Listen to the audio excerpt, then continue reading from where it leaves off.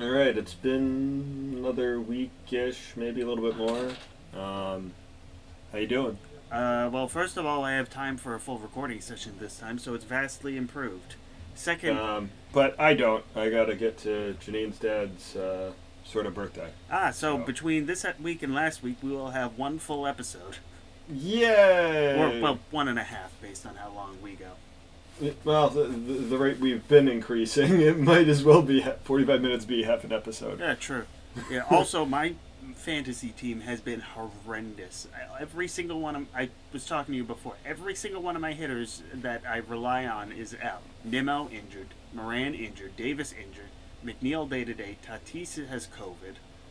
I get, I got, it's Aaron Judge and Buster Posey can't carry my team. It's not well, they 2017. say pitching wins championships, but clearly not on your fantasy team or for DeGrom and. Have you? I mean, granted, that's kind of how the Angels have been in the Albert Pujols era. That they've gone 0-3 in playoff games, and the last several years they haven't fielded a competent pitching staff. I think since 2016 was the last time they had someone throw a Yeah, hundred. they had like Jared Weaver. He was like lights out, and then like halfway through the season, it was just like up, shut down, and then he hasn't been the same. Yeah. That so 2016 was the last year that they had anyone throw 160 innings for. Oh wait, no, I lied. I forgot Ricky Nolasco was on the team. So yeah, 2020. Yeah, they've 2016 was the last time they had two pitchers throw 160 innings or more in a single season, and 20, if you can believe it, 2018 was the last year they had anyone throw over 100 innings. 100 innings. That's awful. Part of that, unfortunately, was the tragic death of Tyler Skaggs. Tyler Skaggs. But yeah, that in 2020 was obviously no one threw 100 innings. Yeah. But still, to not have that horrendous a pitching staff. And part of the reason was they kept giving contracts to hitters, one of which was the great Albert Pujols, who. I will. So let me. Why don't you talk about the white pulpit stats real quick, and then I have something to go on that. Yeah. So, what do you make of his contract? I think at the time it was good. I think it was good at the time. The Angels were looking to make a big splash, and at the time they were coming off an 86 and 76 season, but they had last been to the playoffs in 2009, and they needed some big splashes. So, easy thing to look for, first base.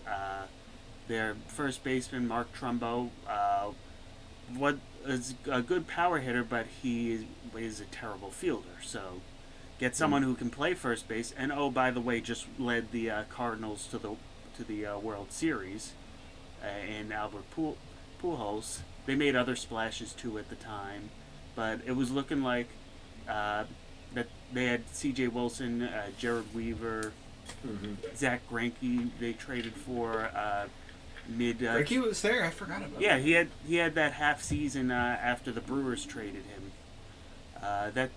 That's how they got the Brewers got. Who is?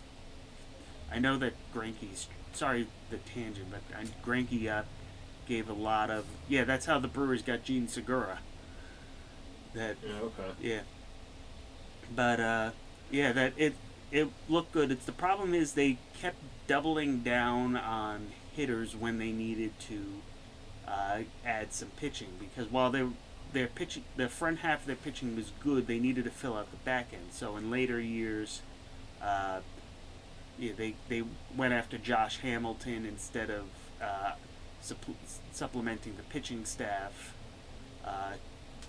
2014, which is the lone year that Pujols went to the playoffs with them, that they actually traded for some pitching, and they got stuff, but they weren't able to build on that momentum, and unfortunately that coincided with the latter half of Pujols' career. That the idea when you give these big contracts is that you win immediately with them, and by the time they start tailing off, that you're able to get other pieces in to carry to shoulder the load that he no longer has. Well, they never did that. The pitching staff collapsed, and they weren't able to build around, and that culminated on where's the date? On December. Oh, they haven't updated. This culminated actually today, where Albert Pujols was officially granted his release after being designated off the the Angels roster, potentially ending a first ballot Hall of Fame career in not exactly the way that neither side wanted it to happen. For his career stats, if this is the last game, Albert Pujols ends with 3,253 hits, 669 doubles, 667 home runs, 2,112 RBIs, and a life. He was hit by pitches 111 times. That's He also is the all-time leader based on how they're tracking stats in grounding into double plays with 403. one of the things, though, I do notice in his stats, and I've always been big on this, is he has more career walks than he does strikeouts. And not once in his career did he have more than 100 strikeouts in a season. The most was 93. That being in 2017 and his first year, 2001. That is impressive. Yeah. If you want to talk about his averages. Every year in St. Louis was above 300, except for his final year where he hit 299. And then when he came over to the Angels, it tanked, not getting more than that 285 in his first year, which unfortunately brought his average down to 298.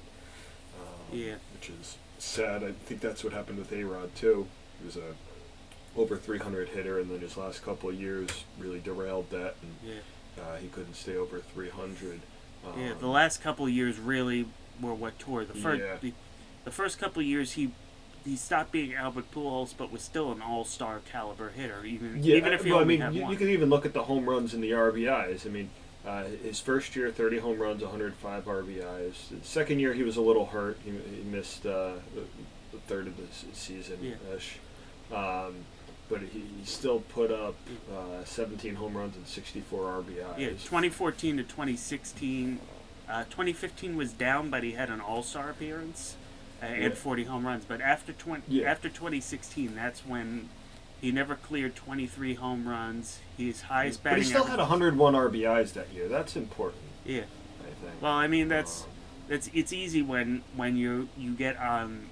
You come up to the plate and Mike Trout's already at second or third. That kind of helps in that. Yeah, but I will say, though, looking to that walk-to-strikeout ratio, it was drastically different. I mean, you look at the beginning of his career, he started out with 69 walks, nice, and 93 strikeouts.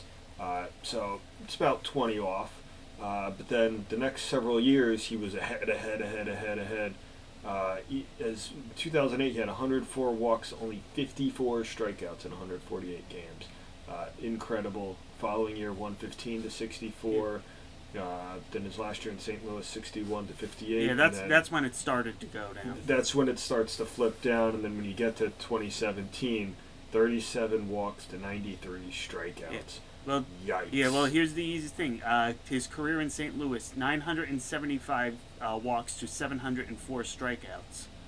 So well above. But with the Angels, only 359 walks and 613 strikeouts. And That's crazy. He played about a third less of the games, but that just kind of makes it more alarming that in about a third less of the games, he almost has as many strikeouts as he did in the Cardinals in his entire Cardinals career. But let's not take away from his career stats. I have his career stats. He's 13th all-time in hits.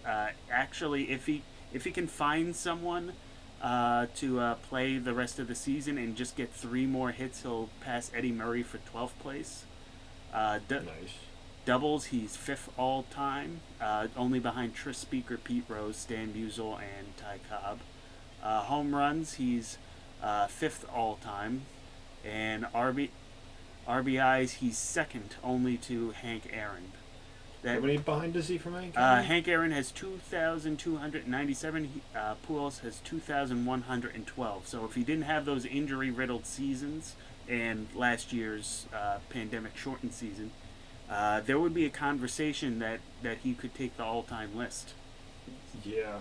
And that's something that we probably won't see for a while. The only other active player on the list at the moment is Miguel Cabrera, and he's far behind. Yeah, no, his stats have deteriorated as well as Father Time has been coming by. I still think Pujols is a first ballot Hall of Famer. Absolutely, Pujols is no doubt a first ballot. First ballot. He has what, 2 or 3 worlds? 2, right? 2 World Series in 3 appearances. He won in 2006. In 2011, his last year with the 2011 is last. Actually, does he have 3 or 2?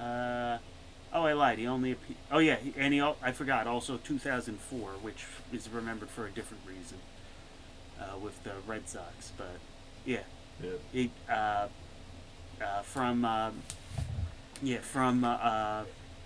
his Rookie of the Year. He was an All-Star every year as a Cardinal except his sophomore season, where he only hit .314 with 34 home runs. Yeah. Only. He led the National League in runs scored 5 times, as the home run champion for 2 seasons. In 2003 he was the batting average leader, and only lost out to MVP voting to Barry Steroids Bonds. What? No. I'm sorry, Barry. He was just using Michael Jordan's secret stuff. Yeah, I was about to say Barry All Natural Bonds.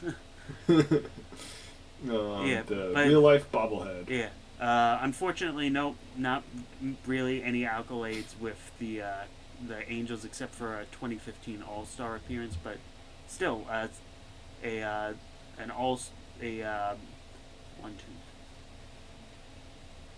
10-time All-Star, 3-time MVP, Rookie of the Year, 6 Silver Sluggers, and 2 Gold Gloves. I mean, I would say if you just take his St. Louis career, first ballot Hall of Famer. Yeah. If you take his Los Angeles career, and also ran. I don't.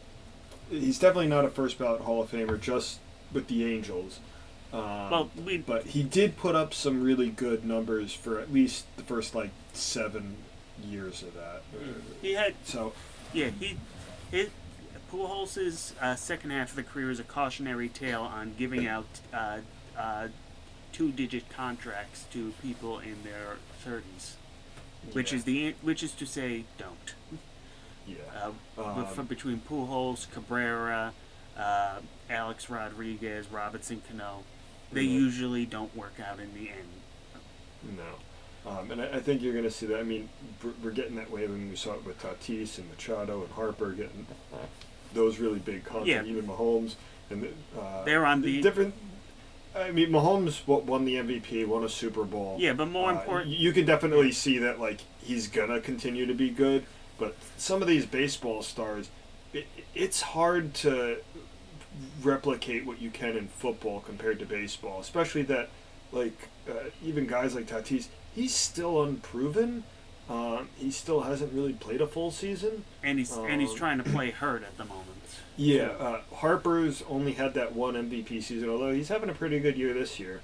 Machado's, at one point I thought he was the second best player after Mike Trout, but after he sort of left Camden Yards over there with Baltimore, it really hasn't been quite the same. And other players have definitely passed him up, but mostly because he had really good defense and he could hit. I mean, he was third in MVP last year. Yeah. Well, he had a great season last year, but that's a shortened season, so I don't like fully count that. And also I don't count at the moment what he's doing because everyone on the Padres is hurt, so there's basically no protection for him at the moment. Yeah. But anyway. That's it. End to a great career, and that leaves Miguel Cabrera as the last of those great first basemen of the late 2000s. Yeah. It was Pujols, Cabrera, Fielder, and Howard. And, and Teixeira too. Now, out of those guys, you put on an all-decade team. Who do you start at first base? Do you take Teixeira's defense, or do you take Miguel Cabrera's perfect triple crown hitting? Or do you take Pujols in his prime there? Well, here's the question then. Which decade are we talking about? Are we talking about the 2000s or the 2010s? Because I have two different answers depending on what you say. It could be either.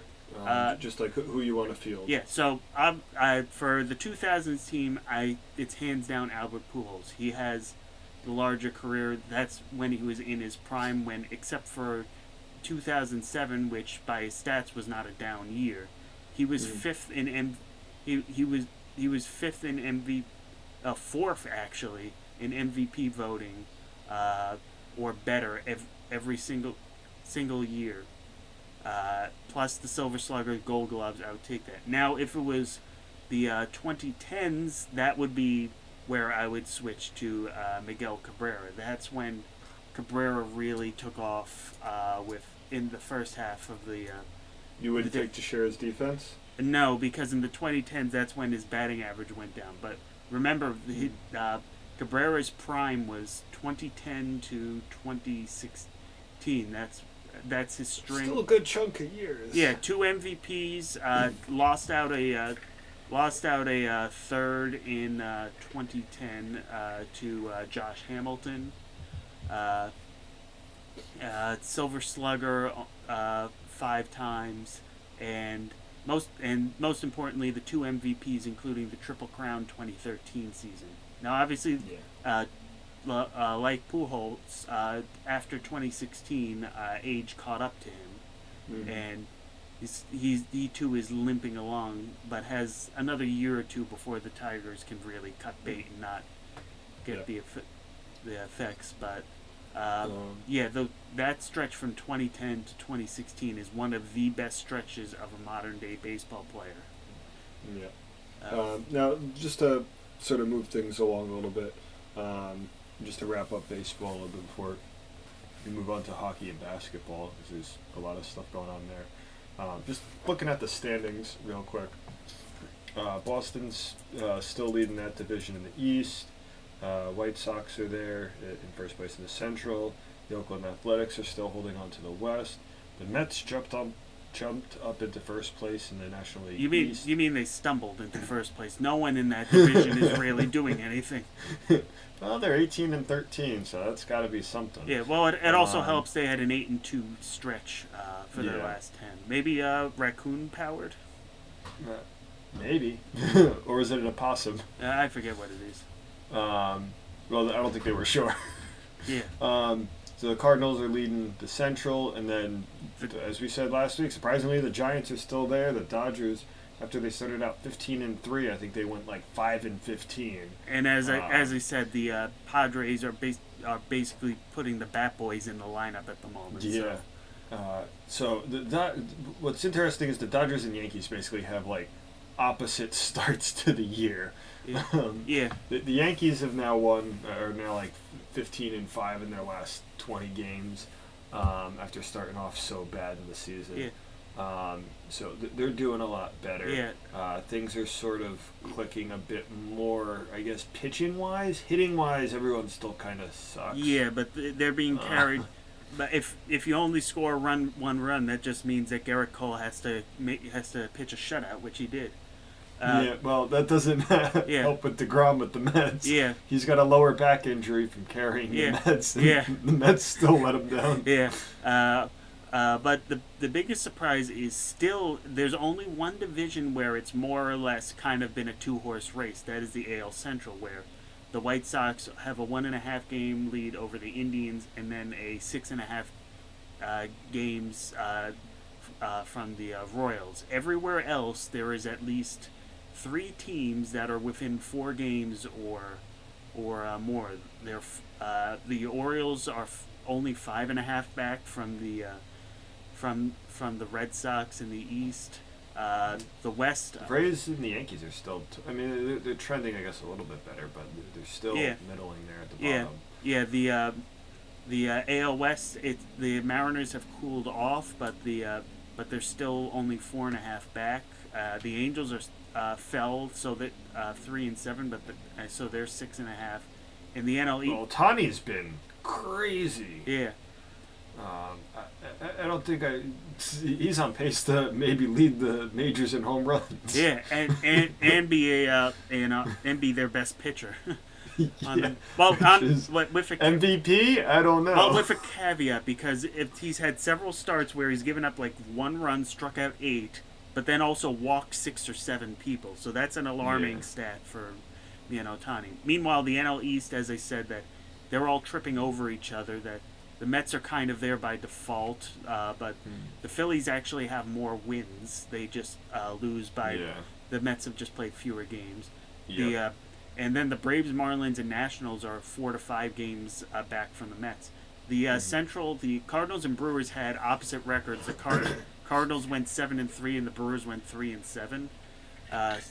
The Reds and Cubs are 4 and 5 games back, and the Pirates are not doing anything at the moment. No, and the West, as even with those cold streaks, the Padres and Dodgers are only 2 and 2.5 games back. Yeah. And flipping on its head, the race to the bottom. If right now your bottom 5 for the draft is surprisingly not any of the teams we thought it would be. Yeah, I was going to ask you, what happened to Minnesota? Minnesota has 2 problems. One, they have Byron Buxton on the injured list after he inevitably crashed into a wall. He was carrying the team for a while with MVP numbers. And 2, and this blew my mind when I heard it. So in extra inning games, you'd think that it's kind of like about 500, right? That they kind of win. Mm-hmm. The Twins are 0-7 in extra inning games this season. Jesus. 0-7. That's not going to put too much. But like that definitely helps and brings them more like in line with the Royals. Yeah, instead of having the worst record in the major leagues right now. And obviously, even that wouldn't fix everything. Of course, that there would still be. Yeah, they still have some notable names on the team. They've got like guys like Sano, Donaldson, Luis Arias. Yeah, it's the Nelson Cruz, Jose Barrios, but like Kente Medea. Yeah, it's the problem is their lineup was carried by Donaldson, Buxton, and Cruz. Sano's hitting $121. Polanco can't get on base. Simmons is down here. They're having a rotating. They have a black hole in the other 2 outfield spots that aren't Buxton. And on the pitching side, the pitching side's been good. Barrios, Pineda, and Happ has been okay, but the rest of that rotation hasn't been good. Maeda's pitching to a 5 ERA. Shoemaker's been absolutely awful. Colome has a 5 ERA as their closer. That they have a lot of roster problems. That if they don't clean it up really fast, they're going to be definite sellers at the deadline with not too many sellable assets aside from Cruz. But other than that, the things I would watch out for is I would watch out for the Nationals. I know this is their as we've noticed from the last couple of seasons, they get to consistently poor starts, and they've had underachieving performances from a lot of their guys, like Josh Bell and Kyle Schwarber.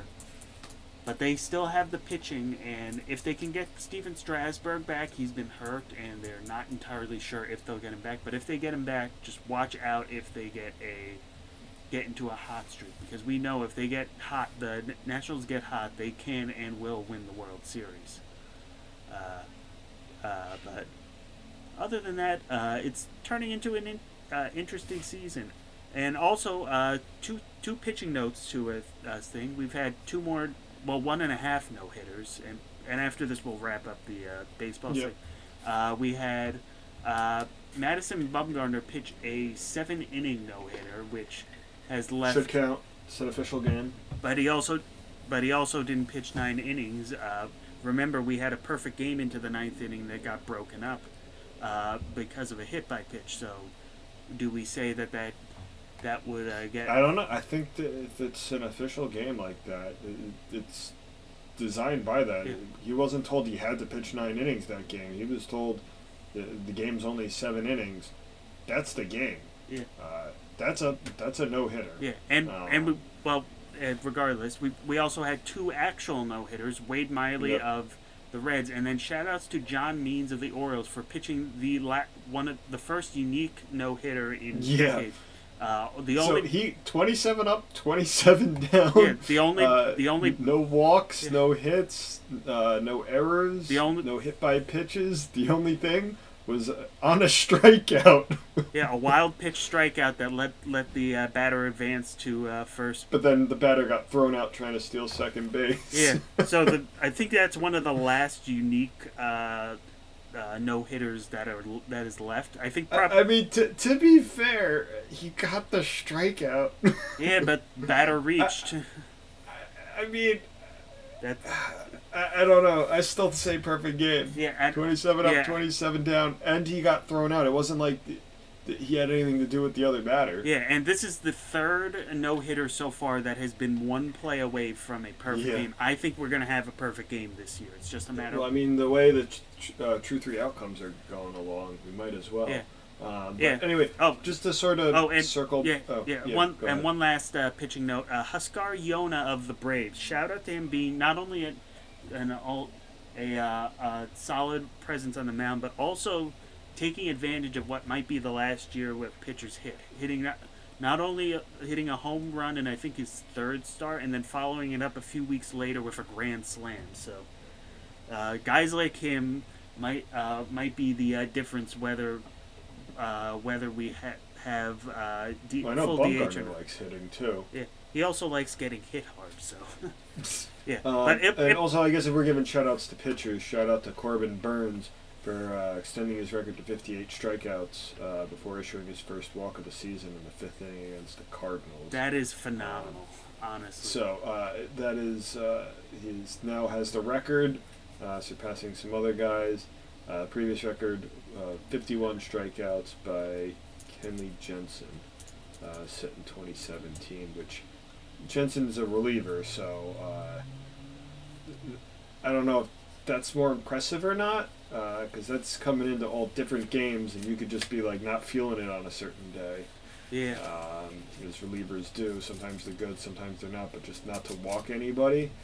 I don't know what's more impressive for both of that, because that's like almost like an entire season. But anyway, to sort of swing back, we talked about how Minnesota didn't do so well in extra inning games.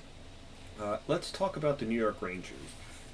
So looking at their schedule, they missed the playoffs for this year, and we'll talk about those repercussions. But their division in the East basically finished, surprisingly, the Penguins, who were lurking in 3rd for most of the season behind the Capitals and Islanders, won the division with 77 points. Capitals had 77 as well, but I guess due to tiebreaker stuff, I mean, they had one more win, so maybe that was it. Capitals get 2nd place. The Bruins, who were trying to hold off the Rangers for that 4th seed, jumped to number 3, and the Islanders who stumbled at the end of the season, finished with that number 4 seed with 71 points. And the Rangers finished 11 points back behind that with 60. But in one-goal games, out of the whole 56 games the Rangers have played, guess how many one-goal games they were in? 10? Nope, 21. Jesus. Or sorry, 20. That's still a big number. That's still like, that's like 20 out of their 56 games. That's more than a third of their games. Yeah, and if were one-goal games. if I recall, like a normal NHL season, what, 80 games? Yeah, 82. Yeah, so even in a normal season, that's a quarter Yeah, that's of their still games. a fourth of their games. That is. That's like if. Now, do you want to guess their record? Considering we're talking about them in the same vein as the Twins, I'll estimate and say they lost about 15 of them.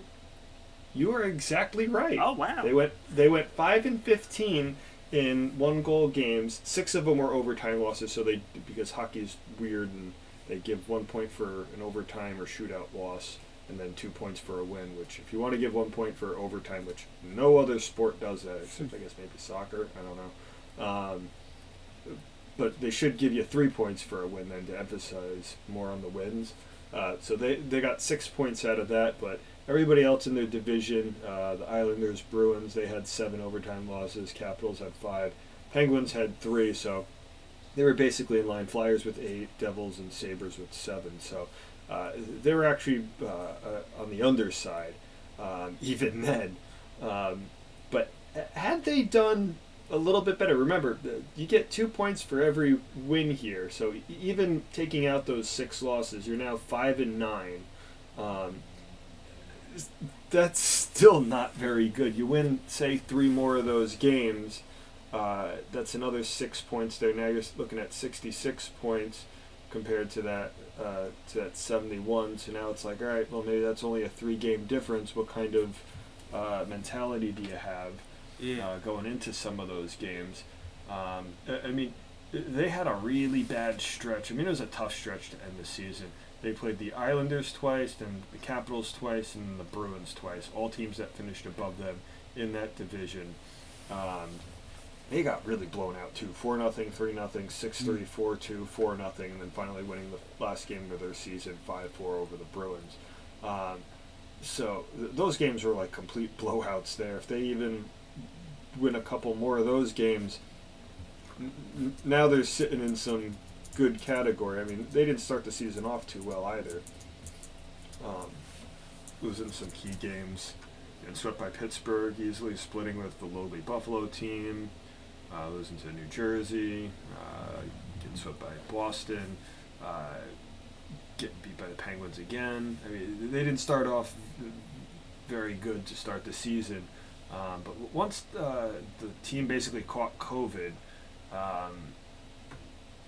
the whole management had to be gone. They brought up the guy from Hartford, Connecticut, I believe, from the Hartford Wolfpack. And basically after that, the Rangers really started to take off, and they were winning better games. You could even see when they were kicking the crap out of Philly. Yeah, it just was a little too late. Yeah, but yeah, because they were kind of in a bit of a hole. They were just they were still at the bottom of the division. They were trying to fight back to the top, and what really kills them is now they fired when they were playing against the Capitals on Monday, May 3rd. What happened was Tom Wilson basically hit one of the Ranger players. And the Rangers didn't like that because he basically DDT'd him, threw him down, punched him in the head, and that broke out a bit of a fight. And then he took Panarin, who didn't have a helmet on, and he claimed, oh, well, he jumped on my back. The thing you would do is to throw the guy off and beat him up. It's that's not a natural reaction when you started the fight. Yeah. You dirty scumbag. So yeah, he deserves that. He's a repeat offender, and then he didn't even get a suspension. All he got was a minimum of a $5,000, or the maximum $5,000 fine. No suspension. So when they played 2 days later on that Wednesday, as soon as that puck dropped, it was a flashback to the Rangers versus Devils several years ago. Fights broke out. They had I forget how many minutes it was But they had broken the record of most penalty minutes in the first period, which was like over like 50 penalty minutes. At one point, the Capitals had like 6 guys in the penalty box. Hey, if you're not going to win go to the playoffs, at least have something to remember your season by. Yeah, it was just completely insane. Total penalty minutes. Capitals had 56. Rangers had 85 penalty minutes. So yeah, that's a lot. And basically, after that, the Rangers basically said the guy in charge of player safety, who was actually a goon in his hockey career, he played like 400 games and only had like 20 goals or whatever it was, like 50 points, something like that. So they have a goon in charge of player safety. Gee, what a great idea. Who thought of that? So basically the Rangers were like, oh, this guy should be fired, and the NHL was like, well, now we're going to fine you $250,000 for saying someone should be fired. And they ended up suspending some of the guys on the Rangers for then instigating the fights. Yeah. But, you know, the guy who's a repeat offender who's been suspended before, who attacked a couple defenseless guys in that first fight, didn't get anything, which was totally wrong. So this is all the totally league's fault, ridiculous. as things usually are. This is like worse than some of the baseball umping we've seen. Yeah. Which actually, according to John Boy, apparently there was an umpire the other day who had like almost a perfect game calling. I got to watch that video later. Well, good. He's at least highlighting the good guys. Yeah. Because not everyone sucks. Yeah, no, not everybody's bad, but like this was just like poor officiating on this thing. Yeah. From the front office. So basically what happened was the Rangers then let go of Jeff Gorton and Davidson, who were their front office guys, who were basically tasked a couple years ago, I think in 2018, with rebuilding the franchise. They won the lottery the last 2 years, getting the number 2 pick, Capo Caco, and then last year getting Alexis Lafreniere with the number 1 pick because they had made the bubble play-in round, but then they got swept by Carolina and won the ping pong ball. And apparently because of that, there's now a new rule of how you can jump and how many times you can win the lottery and whatnot, but it only starts this year, so the Rangers have a chance because they didn't make the playoffs to get the number 1 pick again. Oops. Of course. But basically what Gorton and Davidson did, since taking over for Glenn Slater, they basically have turned this franchise around into like the youngest team in the league. David Quinn came into this team after taking over for Alain Vigneault, who took over for a crazy John Tortorella, who made for some great sound bites and interviews and antics on the sidelines, but he was really stressful. Vigneault did absolutely nothing. He had like less emotion than Bill Belichick on the Patriots, if that's hard to believe. So David Quinn came over from Boston University, I think it was, something like that, and basically had an aging team, one of the older teams in the league. They sold everything off. They got super young, and he was basically trying to put the pieces together. Gorton, Davidson, and Quinn, and James Dolan, the great idiot he is, decides to get rid of all 3 of them. Just as the Rangers played in the toughest division in the league. Yeah. And now it's sort of like, what's going on? There's talks maybe Tortorella comes back, which I don't think anybody really wants in the Rangers organization or Ranger fans, because he's just too much stress. Like I said, great for a soundbite, but like it's not good for the locker room. These are young guys that need to develop. I thought Quinn was the answer. He was progressing basically each time. I mean, he was given Henrik Lundqvist, an aging star, and hopefully he recovers from his heart surgery soon. But he couldn't play him with the emergence of Shesterkin and Georgiev. Both of those goalkeepers were being better than Lundqvist, so he had to balance 3 goalkeepers once Shesterkin came up, trying to figure that stuff out, figuring out which lines were working, as Panarin was doing well, Zibanejad was emerging. Adam Fox won team MVP this year. I mean, this was just like a team that was finally clicking and ready to go. And James Dolan, the great idiot he is, disbanded that I mean, you're gonna switch over to basketball real quick. I, The Knicks I was gonna doing, say that if the Rangers aren't getting in, the Knicks are surprisingly in. yeah. So Wasn't the meme that they never do anything right? yeah, so the Knicks have the number 6 seed. They just clinched a playoff spot, mostly because the Celtics decide to like not win games anymore. Yeah. So the Knicks have the number 6 seed right now. They could jump up to number 5. That doesn't really mean too much. Technically, they could. Couldn't they go all the way up to 4, depending on what the Hawks do as well? Yeah. I guess they could. Yeah, that's I was reading that wrong. Yeah. That's at 4.5. That's 8.5. So yeah, they could jump up to 4th. So this next team, let's look at their roster real quick. So R.J. Barrett, Bullock, Peyton, Julius Randle. They've got Derrick Rose. So their starting is Peyton, Bullock, Barrett, Randle, Knoll. Derrick Rose isn't even like the starting point guard at this point. So this team's been, I guess, doing decent for what it is. I mean, they're 38 and 31. James Dolan will probably do something stupid and tear apart that team. As a Dolan does, whether it's in New York or Cleveland. It's just frustrating. Like, he's not even like the owner. It's like literally it's his job to be the owner. Working at MSG. MSG owns the Rangers and the Knicks, and he's just in charge of the sports division. So by default, he's the owner, which, hey, props to him for finding a sweet job. Yeah. I mean, it's your job to be an owner of 2 sports teams? Yeah, sure. I'd like that. Props to Dolan for that. Genius on his part for doing that, but he's such a dum-dum when it comes to managing them, though. Like, get a Twitter account and, like, listen to fans. Like, the internet knows things. Not everyone can be Steve Cohen. Sorry. Yeah, this is just infuriating. The Rangers have always had one of, like, the highest payrolls for the longest time. He squandered so many of these, like, good teams for the Knicks and the Rangers. And it's just really infuriating.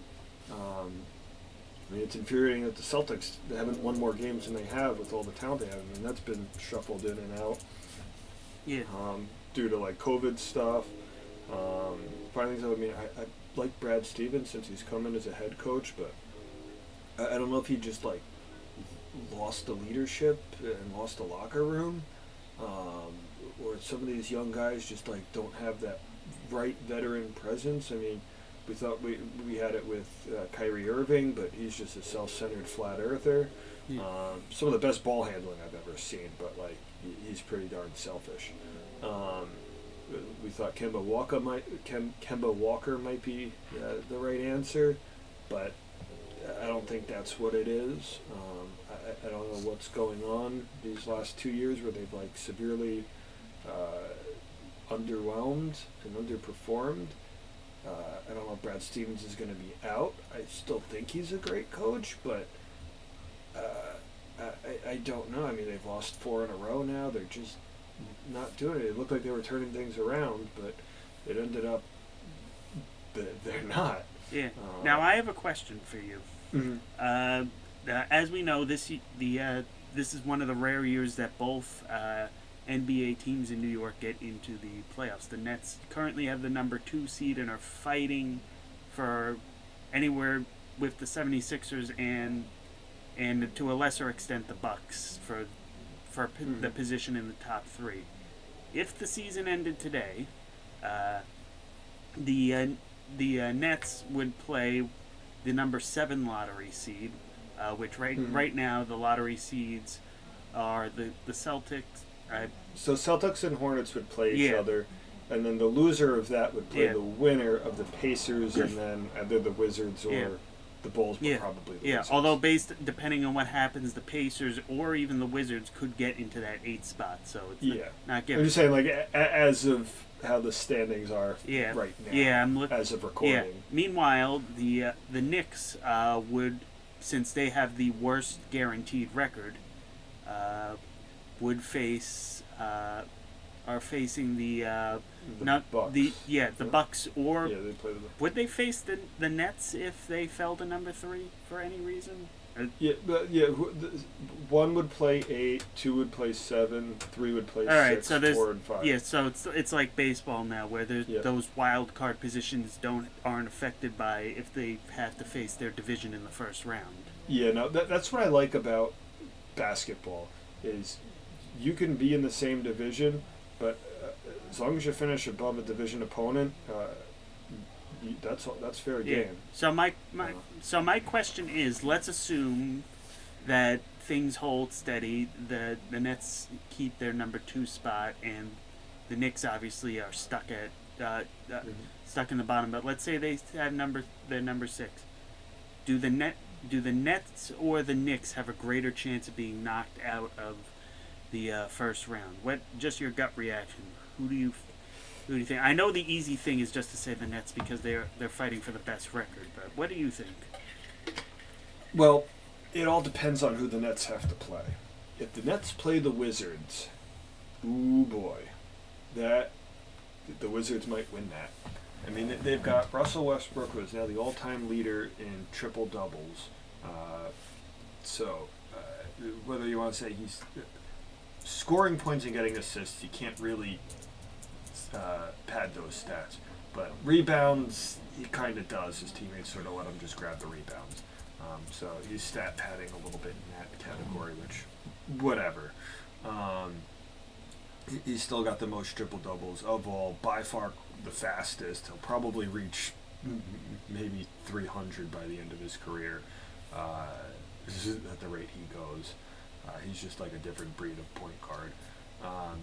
But him and Bradley Beal, they have the Wizards turned around. I mean, when we talked a couple months ago, the Wizards were like the bottom of the league.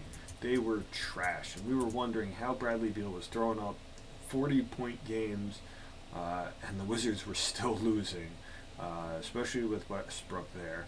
And I guess things have clicked, and now they're better. They're 32-38.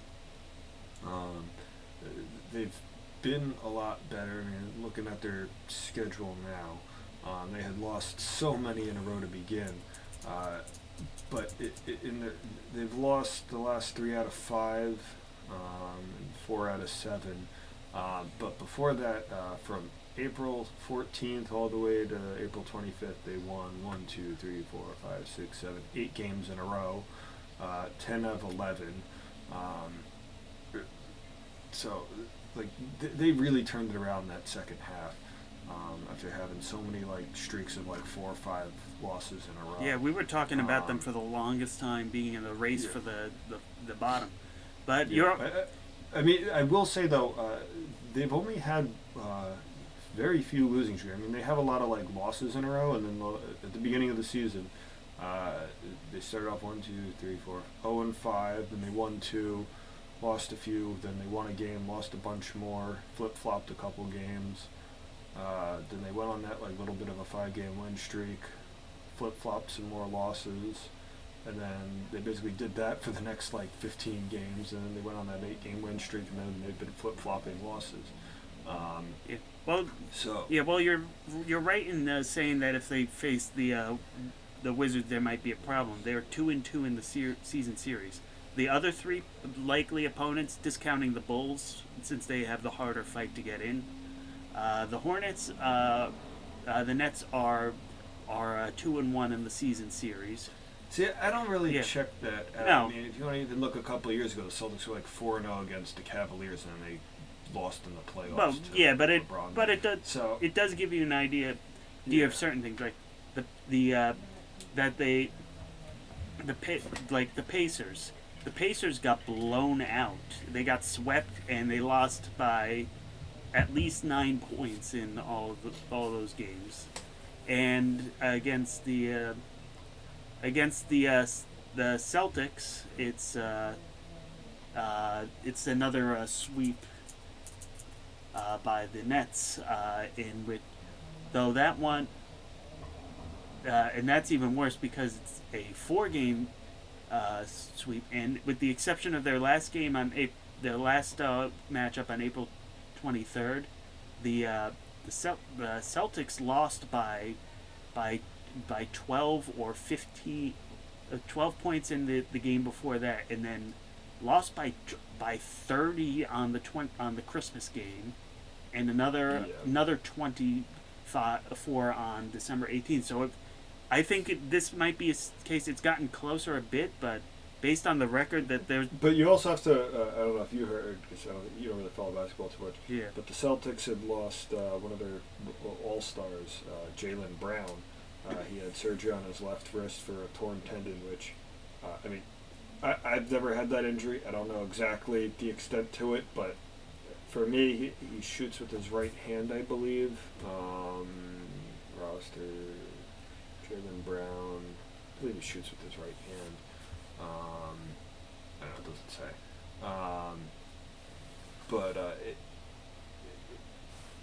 You see hockey players, you're going to see the reports after the playoffs and whatnot as each team's knocked out, that these guys are playing with torn labrums and ACL injuries and broken ankle bones. These hockey players. And Jaylen Brown's over here with like a torn ligament in his non-shooting hand. Like, come on, put a sock on there and like go shoot the ball. Like, come on. But at the same time, the Nets aren't without their injuries. I mean, Kyrie Irving, James Harden, and Kevin Durant have all missed significant games in this year. Health is key. So if those three guys can't stay on the court, I know they've won a lot of their games. But, oh yeah, they have Blake Griffin too. I forgot about that. Jesus, that is a stacked team. Health is going to be key. I mean, I don't know how much resting you're going to be doing in the playoffs or whatever, but it feels like those three guys, one of them's at least hurt every night. Yeah. Very rarely have I seen them like all play one game. So I think it could really be anyone's series, especially if it's the Nets and the Wizards. The Celtics, depending on which team shows up and which players for the Nets show up, maybe the Celtics can steal that. I don't think so. But I might give maybe the Knicks more credit to make the second round than the Nets, depending on the matchup. Interesting. In the Western Conference, we talked about how last year the Phoenix Suns went 8-0 in the bubble and didn't make the playoffs. And now they are sitting in second place, 1.5 games behind the Utah Jazz. What a turnaround. Meanwhile, the Lakers, who won the championship last year and were basically in first place, in the first top two seeds for the good part of the beginning of the year, when Anthony Davis and then LeBron James went down, the Lakers basically tanked to the bottom. Yeah, they're fighting for to keep a guaranteed spot, and they're on the outside looking in at the moment. Yeah, so they've got the 7th seed right now. The Mavericks. Actually, I don't think they. Oh no, they could jump. I think the Trailblazers, because the Mavs have the number 6 seed because they're a division winner. I don't think they can go any lower than 6. I don't think. But I'm not sure. I don't think I've ever seen a division, because this is a weird playoff tournament thing. I don't know if they could drop. I'm not actually sure. Well, 1 through 6 are the guaranteed positions. I think 1 through 3 is the division, and then no, because the Mavericks have the division. Oh, they do have. Is what I'm saying. Yeah, they have the division. They've clinched their division, but they're the number 6 seed now. But they're only a game in front of the Lakers. I don't know if they can drop to 7. I'm not sure. Yeah, so then it's only a matter of the Trailblazers. Yeah. And then also, if you look at the bottom, how far the Houston Rockets have fallen. The only team that does not have 20 wins with a 16-54 record. Mm-hmm. 8-27 at home, 8-27 on the road. This was a team that was perennial playoff. Yeah, a few well, years ago. they lost Westbrook and Harden. And that's what happens when you lost all your players. Well, when you make your players angry. Yeah. Yeah. This is what sort of happened in LeBron's first year with the Lakers. Was he got hurt early in the season, and the Lakers basically did so bad that the time he got back, the motivation wasn't there to win. But this year he started healthy, and he basically got hurt towards the middle end of the season. Same with Anthony Davis, but they had enough wins to basically keep them in playoff contention. So, and the Warriors, who were doing so bad, are now 37 and 33. It's looking like maybe these 7 and 8 seed teams might do some upsetting. Yeah, the only difference. What bothers me though is that the Lakers and the Warriors probably have to play each other. That's for that 7th seed, which I guess gives the other one the other win to fight for that 8th seed then. I think these are might be 2 of the more dangerous teams here that could upset things. Yeah. The Jazz and Suns have been good all year, but you've got that experience of Steph and LeBron both winning multiple championships. Yeah. So. The only problem is LeBron's injury this time might very well be a career-defining injury for the last half. So he's not going to bounce back like he has in years past. So it'll be interesting to see. Yeah, but he's probably got Michael's secret stuff. I mean, he has LeBron. We've got Space Jam. We've got Space Jam 2 coming out. He doesn't need Michael's secret stuff. He has his own secret stuff now. We just haven't don't you know it's just like Trader Joe's where things are just rebranded? True. Anyway, probably the last thing we should talk about before we sign off is we officially have the schedule for the NFL in 2021-2022. Some interesting things have come in, such as Tom Brady has a chance to beat the Patriots and be one of the... Apparently, though, with that game, I think they said the cheapest seats to that game are going to be $1,400. Oh, yeah, because he would be only the 4th quarterback to ever defeat all 32 current teams. Yeah, and only crazy. Yeah, and he also has he would also be only the 4th quarterback to win 100 or more games and then later play against the team. So regardless of whether he wins or not, he at least gets that. But I want to look a little bit at the schedules for our hometown teams, the Jets and the Giants, and get your reaction, especially since you are a resident Jets fan. Unfortunately. Yeah, so preseason, we don't count that. Yeah, we don't care. Yeah, and there's only one game this time because of COVID. But they open up in Carolina against the Panthers on the 12th. Then they're... Which is against Sam Darnold. Yeah. Interesting enough. Then they're scheduled. They host the Patriots. Go to Denver. So I think home versus. So I think those first 3 games could be a little easy-ish. Yeah. You go 2-1, maybe. Yeah. But it depends on what the Broncos do at quarterback. Yeah. Because we talked last time, maybe Rodgers goes to the Broncos. Yeah, But now they're working on a long-term deal, so who knows? Rodgers has. Then the next. Actually, looking at this entire first half is rather easy. The Titans might be the only real trouble. But then you hit the Bengals, the Bungles, the Falcons, who can never close out a win.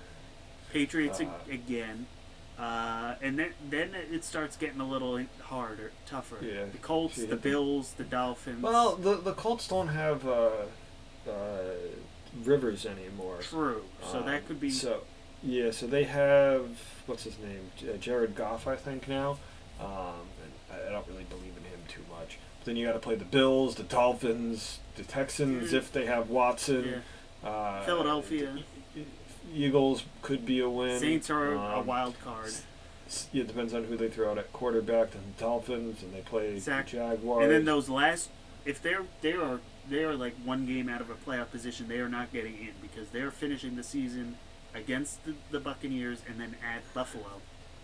Yeah. So I might give them 6 wins. Oh, Maybe. Yeah. I think they should finish at least with 4 wins. I'd give them as high as 10. I would only go as high as 8. Well, all right. So let's say they get real lucky. They beat the Panthers, Patriots, and Broncos. Right? Yeah, started 3-0. 3-1 versus the Titans. They go 4-1 Falcons. Say they split with the Patriots. So now they're 4-2. They beat the bank. No, I think the Bengals would beat them. Really? Burrow's. Yeah, I think Burrow's a lot better. Well, we still have to see how he is post sack. But I'm gonna say they lose to that. 4-3, 4-4, 4-5, 4-6, 5-6. 6-6. Maybe they get a surprise here. 7-6. Yeah, maybe 8 wins. Yeah, 8 probably sounds more optimistic or more realistic. Yeah, but 10's optimistic. Yeah, but if they want a playoff spot, they have to be at least 2 games up after they beat Jacksonville. They can't. You can't be 8-6 on the season and then go to these last 2 games. No, they are not winning those last 2 games unless something catastrophic happens to those teams. I think they're guaranteed wins. I would say Carolina, at least one of the games against the Patriots. I don't think both, unless somehow they get Aaron Rodgers.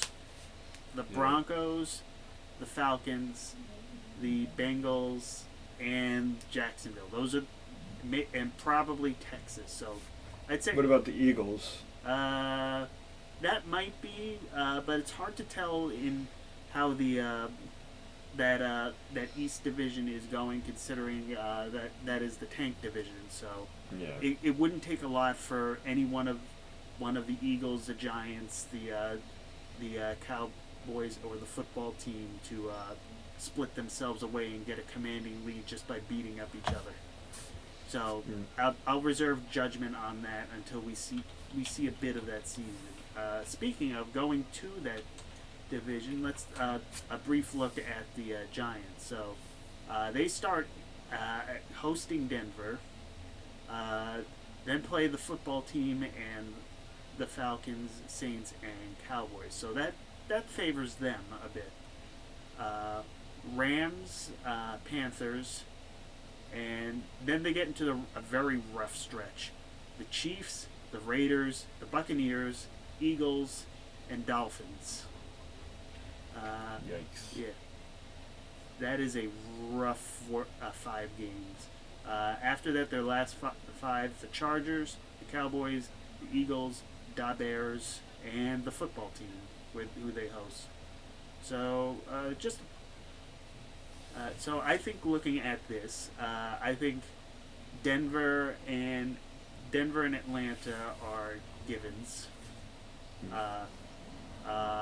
They're going to split. I'd say split with their division rivals. Just play it safe. So that's 3 more wins. But then it becomes a lot of what ifs. And Carolina too, I would say. But then it's a lot of what ifs. What do the Saints look like? It was Chargers that were the lesser of the 2 LA teams, right? Or was it the Rams? Well, they kept losing games too, but I really think not Christian Hackenberg. I forget who the Chargers quarterback is. But he was definitely turning things around. Yeah, but Justin Herbert. Yeah, Herbert. He was throwing up some good numbers. The team just couldn't help him get the win. Yeah, but they're in a better spot, I'd say, than the Falcons. Yeah. But and then it's the Bears are going to be tough, and then it becomes a matter of which team in the East really separates themselves from the pack, or is it like last year where none of them could do anything right? And then, as I said, that middle of November is going to be a bloodbath for them, with the Chiefs, the Raiders, the Bucks, and then the Dolphins in the beginning of December. So, how they fare in that stretch, and if they can if they can take a win from the Eagles or the Raiders, will probably determine how their season goes. But just a gut reaction before we sign off. Jets or Giants? Who do you think are going to have more wins, just based on their schedule alone? I'm going to go with my homeboy Jets.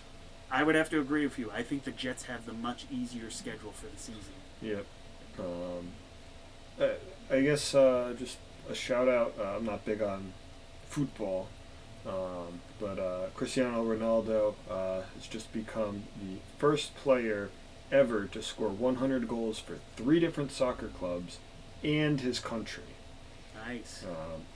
So there's always been debate who's been better between him and Messi. I still think Messi is, I think, the better pure talent, but Ronaldo's been real good. Yeah. This is going to be one of those debates. I forget who won Best Player like last year or whatever it was. But I mean, you still have guys like Messi and Ronaldo just doing ridiculous things. And also, he was the fastest player in his current team, Juventus. You know me, I was bad in Spanish class. Despite my last name, fastest player to reach 100 goals for that club. So I guess props to him.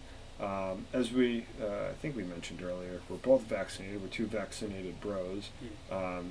But despite the Yankees being one of the few teams that have had enough herd immunity to get their vaccinations, they have a bit of an outbreak a little bit. Yeah. So we have Gleyber Torres headed to the IL now for getting another positive test. Despite him being vaccinated, he had the one-shot Johnson & Johnson, which is only 65% effective in preventing cases, about 100%, like 99% effective in preventing hospitalization. Yeah. So, but that 65% is more of like different testing stuff. It was tested against the stronger variants and later on compared to the other ones. But I think the bigger thing is telling how baseball is reacting to it. It is currently the top of the first in Tampa Bay. So baseball, despite losing both of their first and third base coach, Phil Nevin's out. Forget who else is out. There are a lot of guys on the Yankee staff out. Despite all that, and what last year would have been something that shut down the series and such, they're playing.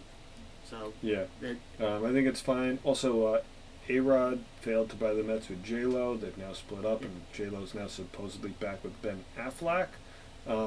But A-Rod's now with a group and buying the Minnesota Timberwolves, a basketball team, for $1.5 billion. So, go A-Rod, I guess. I don't know. That's a bit of a downgrade from the Mets. Yeah. Just a smidge. I hope he brings on Kevin Garnett to come there. I think those two would be great. Yeah. They're big for some good media stuff. Yeah, A-Rod, what I think you should do, try target like the Pirates or something. A team where there's a penny-pinching owner that has done nothing right. Target one of those. Don't the Mets are good, but target a franchise where you know you can make a difference. Like, well, I think Minnesota you can make a difference. Yeah, but they have a sturdy ownership group. It's just they had bad luck. But like Bob Nutting has not done anything right for the Pirates since he purchased the team.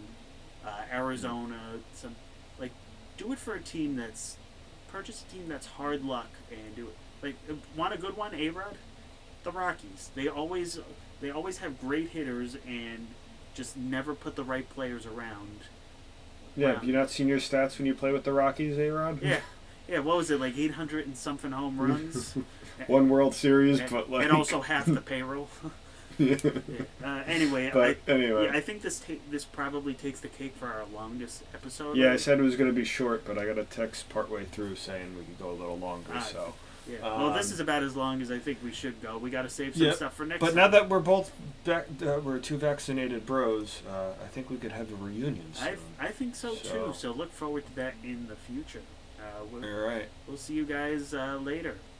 All right. Thank you for joining me once again. My pleasure. Hopefully my schedule cooperates. All right. I'll catch you later.